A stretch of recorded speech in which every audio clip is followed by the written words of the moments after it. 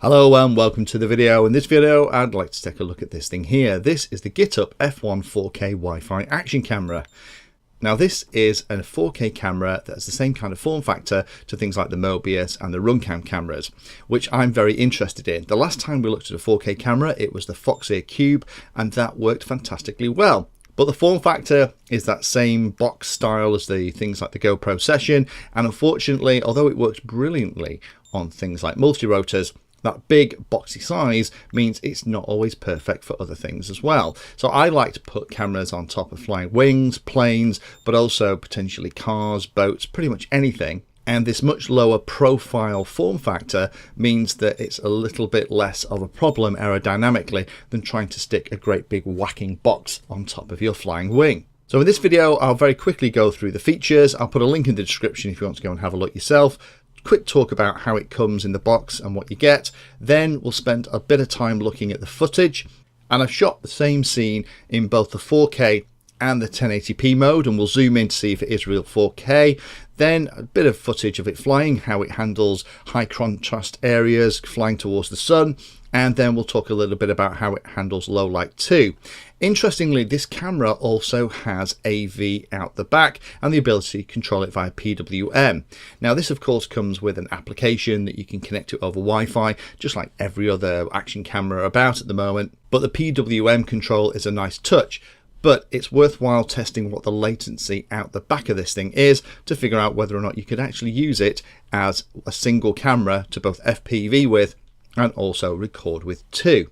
So let's just jump onto the website and go through some of the specs. So again, it's claiming to be a real 4K camera. We'll look at that in a moment. AV out and PWM for FPV remote control. Nice. It has electronic image stabilization and great low light performance. We'll look at the low light performance. I think great is probably overstating it fractionally. It works well in low light, but it's no Runcam Eagle. There is some pretty nice technology in here. The lens is nice, it's got a decent processor, and it's got a very nice sensor in here too. So it's got all the pieces to potentially make it into a very good action camera. 4K video, 8 megapixel photo, both in single burst and time-lapse mode, video stabilization, which is the kind of stuff you get on GoPros, quick capture, so you can set it up with a single press of a button, it'll start recording. Again, very handy feature, because sometimes you want to be able to start recording very quickly rather than chimp around pressing several buttons to get everything going. Has an application, connects over Wi-Fi, has the ability for AV out for FPV and also PWM for remote control. It comes with a mount, as we'll see in a second, so you can stick it on anything, and you have the app too. So let me just show you what it looks like when it comes in the box. On the side it has all the interesting stuff, 160-degree field of view. So there's all the modes that are supported, and there is a lot going all the way up to good old 4K. When you take the top off, there's the main camera. The lens cover, in my humble opinion, isn't fantastic. It falls off really quickly. I'm very tempted to design and 3D print one that will go on it, but I do want to keep that lens covered. It's a lovely big lens that does a very good job. Have a screen that lights up, which is very easy to see in the dark. Can be a bit tricky to see in the daytime. You have 2 buttons, one for power, one for the menu, one to start and stop. The micro SD plugs in the back. Underneath the camera you get the user manual, which takes you through all the basic stuff. To be honest, I don't think there's much in here that you couldn't figure out just by turning on, having a quick play. A couple of stickers and a box of bits that includes the clip-on mount that has a standard 1/4-inch bolt, so you can put it on top of a tripod or any other standard mounting system that uses that method of connection. A few cables, and the obligatory USB cable that you've probably got hundreds of in your drawer already. Now this cable is the interesting one, because this gives us the ability to power, get video out, and also control it using PWM as well. So we'll come back to that in a bit, and I'll set it all up and we'll see what the latency is actually like. So the other nice thing is that the battery is removable, and I'm a huge fan of this, and that's one of the reasons I'm not a massive fan of cube style cameras. I like the fact that you could take a couple of these to the field, and when it's starting to get a bit low, you don't have to spend 2 hours charging the battery over a USB cable. You can just pop another battery in. To operate it is pretty straightforward. To power it on, if you haven't got it into the kind of single button mode, press and hold the power button for a couple of seconds. It'll come up, show you the logo, make a beeping noise, and then show you the mode that is ready to go. Pressing the big button then will start and stop. Right button will take you into the menu, and then you can navigate around and decide exactly how you want it set up. Again, all of this is available through the application if you want to connect via a phone or tablet to configure everything. Now I've left everything as the defaults. Let's actually get on and do some testing of the actual footage. Here's the standard walk up the lane that I always do with these kind of cameras. One of the things that I notice here is that it's blowing out the sky just a little bit. It's exposing beautifully for the ground, and I guess that's the default weighting for exposure. But the amount of detail in here, even at 1080p 30 frames per second, is very good indeed. But what we're all really interested in, I guess, is what's it like at 4K. So let me just fast forward up onto the bridge and show you what it looks like in 4K. So here's 4K 30 frames per second, all the default settings again, looking out down the canal. And although this is actually rendered at 1080p, and YouTube does its wonderful compression, you can hopefully see how nice the image is. The way the colours are represented, the saturation, the way the sky is being exposed is very, very faithful to what it looks like in the naked eye. Some cameras tend to have a bit of a wacky cast. This one doesn't. It's been very faithful to the scene on the day. And one of the things that I can see looking at the 4K image is how sharp the individual smaller twigs are in the tree and in the foliage in the bottom right hand corner of the image. Now if I switch exactly the same scene down to 1080p 30 frames a second, again default settings, it looks almost exactly the same. You'll notice there's a little bit of difference in the detail, but again you might not see it on YouTube because of the compression problems. So let me illustrate how much better the 4K image is on this camera. So what I've done is I've put the 4K 30 frame per second video on the left hand side and the 1080p 30 frame per second on the right hand side. And as you can see, by default, they look almost exactly the same. Changing the resolution hasn't really changed the exposure, saturation, color hue or anything. But what I'll do is let me just zoom in on a very particular part of the image, and I'll do it on both, and we'll see if you really zoom into the image, do you actually get a lot more detail with 4K? And the answer is absolutely. So this does appear to be a full 4K camera.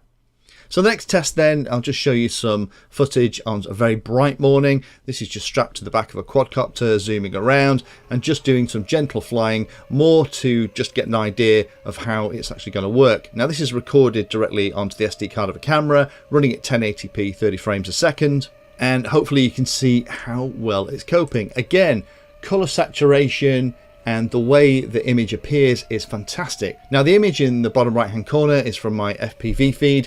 That's from a Runcam Swift that's also mounted on the model, and you can see how the Runcam Swift is making everything look a little bit yellow, whereas for the F1 4K camera it's doing a spectacular job. Really good. This is probably right up there with some of the GoPros I've played with in terms of color fidelity and how accurate it actually looks. Looking into the sunshine and panning around, it's not blowing out the image, it's managing the exposure really well. So far, really impressive. Last test then is at night time. So here I am walking up the same little lane, and unfortunately, although it does a reasonable job at night time, this isn't a Runcam Eagle or a Runcam Owl with that fantastic low light capability. There's a little bit more available to the eye in this kind of low light condition. The sky's about right. It's about half an hour after the sun has set, so it's that wonderful kind of indigo coloured sky with kind of a peach coloured horizon, and it's doing the best it possibly can. There's a lot more noise being introduced in these lower light conditions, and we haven't really got any detail in the shadows at all. But if I go onto the bridge and look down across into the roads, then it's not doing a bad job under street light conditions. So I think in areas where there is street lighting and car lights, I think it would work fine. I think this is just a slightly too tricky test. So the last thing we'll check then is the latency. So a very quick rig here just to test the latency. And all I'm going to do is just see how long it takes for the LED to appear. Running, I think, at 240 frames per second on a GoPro camera. And it doesn't appear to make any difference whether or not you're recording or not recording. Now the camera is set to 4K, the highest mode. And a normal camera on this setup or a dedicated FPV camera will give about 60-66 milliseconds glass to glass, whereas with the F1 camera it's taking anywhere from about 150 when it's not recording to about 165, 170 milliseconds when it is recording. Now for lots of people, they will think that that is unacceptable and you can't fly with it.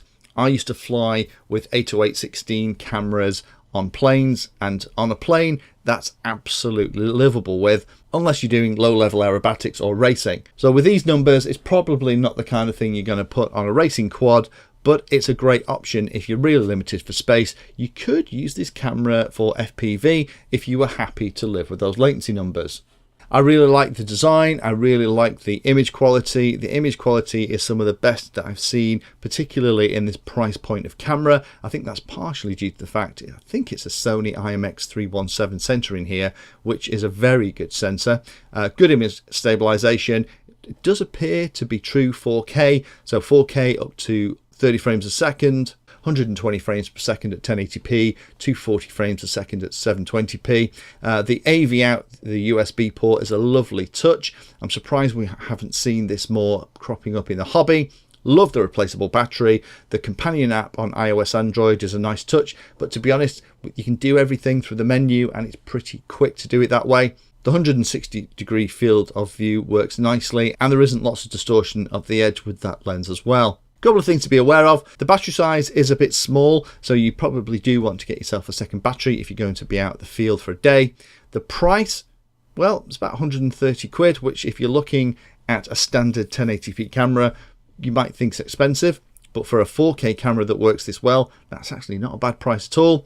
Weight, again, is 86 grams. It's quite a chunky thing, this, but then there's an awful lot of technology packed in here. But then again, you're going to get a beautiful 4K image. The display on the camera can be hard to read in very bright light. It is backlit, so you do find yourself having to kind of cup your hand around it on a bright sunny morning, or kind of stick it on the inside of your coat to peer at it to do your settings. The battery does take a long time to charge, and the latency on the AV out for FPV use is a little bit higher than most of us would like, but is a really nice feature too. So for those of you that have been looking for a 4K camera, that don't want to break the bank, and also don't want a great whacking box stuck on top of whatever it is you want to take the 4K footage from, this is definitely worth a look. The image is fantastic, the microphone on it works pretty well too, and for $130, I think it represents pretty good value for money. If you found that video useful or like the content, then please hit the like and subscribe button down below. If you want to go the extra step, you can become a Patreon of the Painless 360 channel and help provide support for what I do here. All the videos created here are put into playlists, so if you're interested in a particular topic, have a look at the playlist, and they all are organised in there to make them easier to use. If you're not sure if there's a video for your particular problem or topic you want to know more about, then add Painless 360 to the Google search term that you're interested in, and that should find the video, article or content about the particular thing that you're interested in having a look at.